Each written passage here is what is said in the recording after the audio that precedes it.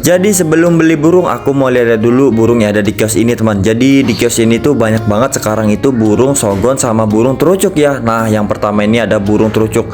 Lihat teman-teman tuh banyak banget, satu kotak ini mungkin isinya 50 ekoran ya. Untuk jenis kelaminnya itu masih campur ya, ini jantan dan betina jadi satu. Jadi untuk teman-teman yang mau beli itu harus pilih-pilih ya. Jadi harus pinter-pinter membedakan mana yang jantan dan betina. Kalau lihat-lihat burung terucuk ini karena banyak banget jadi rasanya tuh pengen, cuma sayangnya aku nggak punya kandang kecil ya, jadi aku pengen beli burung cipau aja lah. Dan yang terakhir ini target burung yang aku mau beli cuma ada 5 ekor, sisanya itu pada laku dan ada juga yang mati, makanya ini burung-burung sisa ya. Karena sisa 5 ekor, mudah-mudahan masih ada burung cipau yang jantan ya.